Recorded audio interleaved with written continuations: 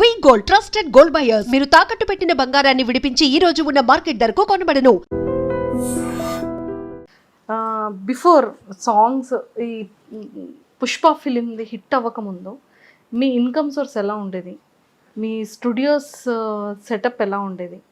మీరు ఒక టైంలో చెప్పారు ఇంట్లోనే ఒక్కొక్కసారి టైంలో మనీ లేకపోతే ఇంట్లోనే రికార్డ్ చేసుకునే వాళ్ళం, ఫోన్లో రికార్డ్ చేసుకొని మళ్ళీ సిస్టమ్ దగ్గరికి వెళ్ళి చేశానని చెప్పారు. అసలు ఆ జర్నీ ఏంటి చెప్పండి. అంటే బిఫోర్ ఎలా ఉండేది?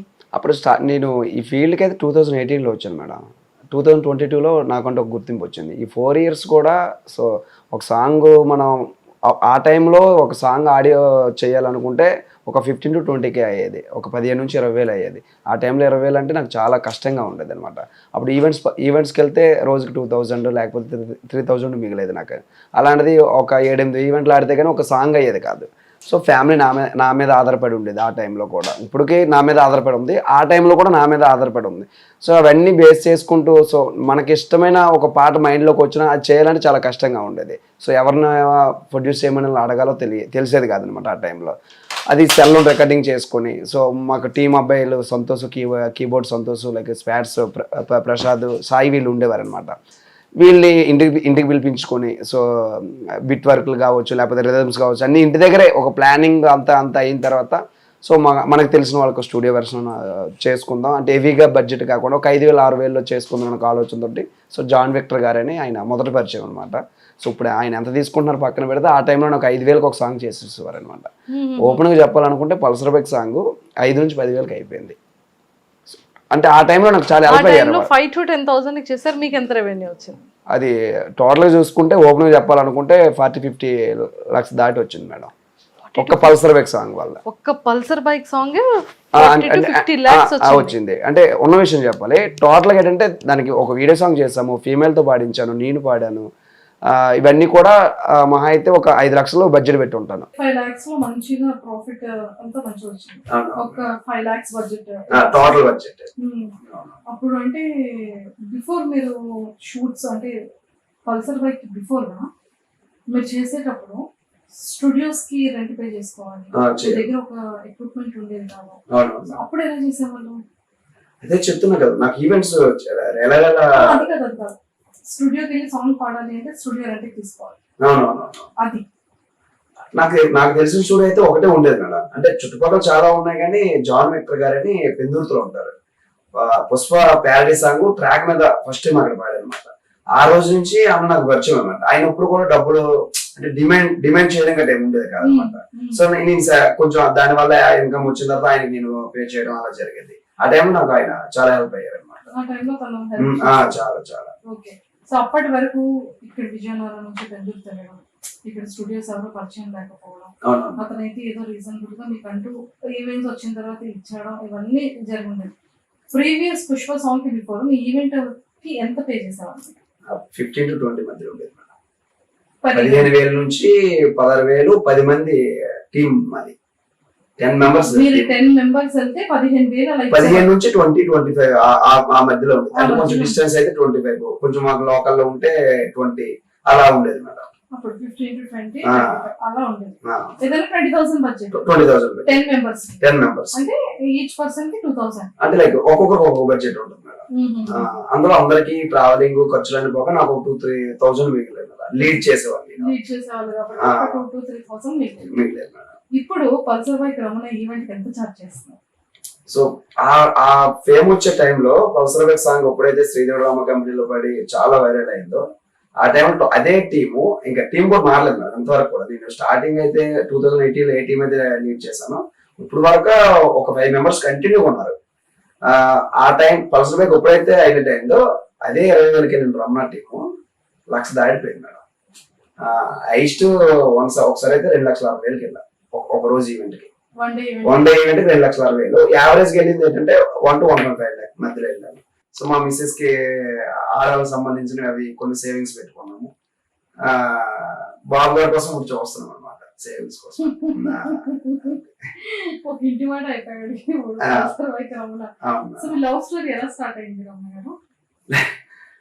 విజయనగరంలో తను ఇక్కడ ఉండేది మేడం, ఇక్కడ చదువుకునేది. ఒకసారి లైవ్ లో కలిసాం అనమాట.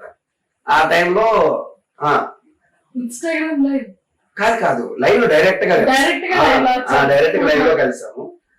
ఆ టైంలో నాన్నకి హెల్త్ ఇష్యూ అనమాట. మేము 4 మెంబర్స్, అన్నయ్య, అక్క, నేను, చెల్లి అనమాట. 3 మెంబర్స్ కి మ్యారేజ్ అయిపోయింది. నాకు ఒక్కరికే పెండింగ్ ఉంది. నాన్నకి అప్పటికి 2 years నుంచి హెల్త్ బాగాలేదు. 2 years నుంచి నన్ను ఫోర్స్ చేస్తున్నాను మ్యారేజ్ చేసుకో. ఆ టైంలో మ్యారేజ్ చేసుకోని ఇంటికాడ నుంచి చాలా ఫోర్స్ ఉంది. అలాంటి టైంలో ఎవరో అన్నోన్ పర్సన్ ఎదురుగా కూర్చొని నచ్చిందా, బాగుందా, అలా అనుకునే దానికంటే ముందు ఎవరైనా మనకి ఒక అమ్మాయిని పరిచయం చేసుకొని, సో ఒకరిని అర్థం చేసుకొని అలా మ్యారేజ్ చేసుకుంటే బాగుంటుంది అనే ఆలోచనతో ఫ్రెండ్లీగా మూవ్ అయ్యాయి కొన్ని రోజులు. సో అలాగే ఒక 6 months ట్రావెల్ అయిన తర్వాత మ్యారేజ్ చేసుకోవాలి అనేసి ఒకరికొకరు అనుకున్నాం అనమాట. ఫస్ట్ ఎవరు ప్రపోజ్ చేశారు? తనే కాదు అంటే నాకు మనసులో ఇష్టం ఉంది ఉండడానికి రీజన్ ఏంటంటే మ్యారేజ్ అని ఫోర్స్ ఎక్కువ అవుతుంది. అప్పటికి ఒకరికొకరు బాగా అర్థం చేసుకున్నాము. సో ఇలాంటి అమ్మాయి అయితే సో నా ఫీల్డ్ కి ఇబ్బంది ఉండదనే ఒక కాన్ఫిడెన్స్ కలిగింది అనమాట. సో అమ్మాయిని చేసుకుంటే బాగుంటది, ప్రాజెక్ట్ విషయంలో కావచ్చు, అన్నింటిలో అర్థం చేసుకుంటది నాకు నమ్మకం కలిగింది. సో ఇద్దరం అనుకొని మూవ్ అయ్యారు అనమాట. సో వాళ్ళ ఇంట్లో అంటే లైక్ లవ్ అని తెలియకుండా అరేంజ్ మ్యారేజ్ కింద అడిగించారు. ఆడపిల్ల కదా, తెలిస్తే వాళ్ళు బాధపడతారనే ఇంటెన్షన్ తోటి అడిగించాము.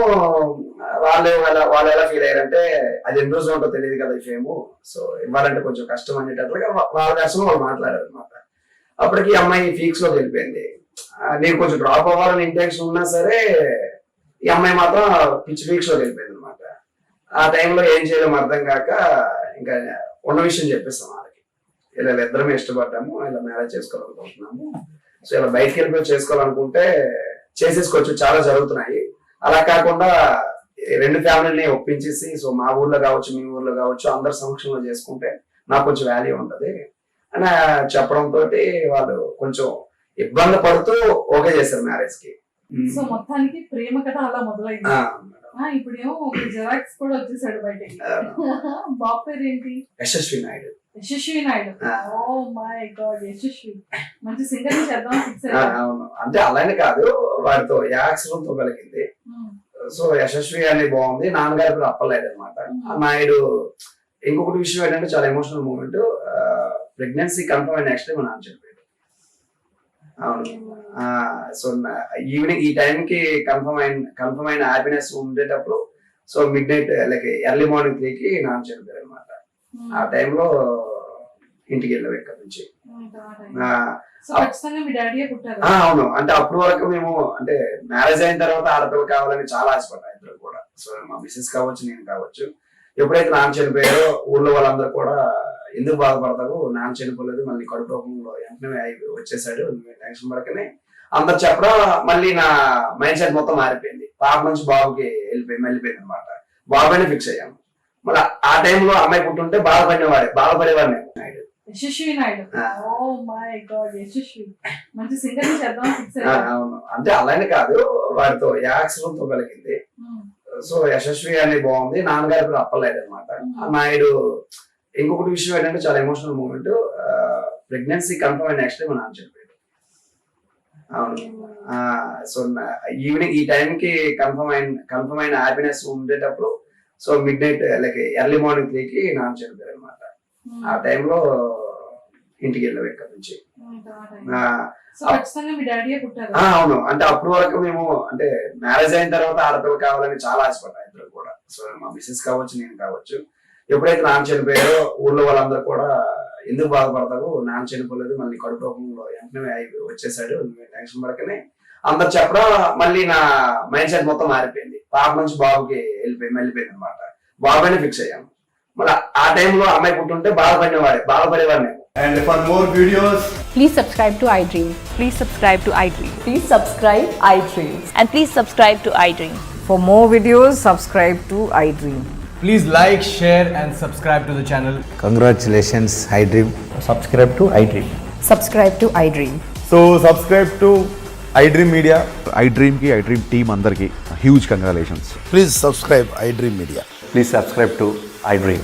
Subscribe iDream. Please subscribe to iDream. iDream అంటే నా కళల ఛానల్ను సబ్స్క్రైబ్ చేసుకున్న నోరు తిరుగుతలేదు, మీరైతే గంట గుర్తు కొట్టండి. For more such videos, please subscribe to iDream. Subscribe to iDream. Please subscribe to iDream. Please subscribe iDream Media. Please do subscribe to iDream. Please subscribe to iDream Media. For best entertainment and information, please subscribe iDream. And don't forget to subscribe to iDream.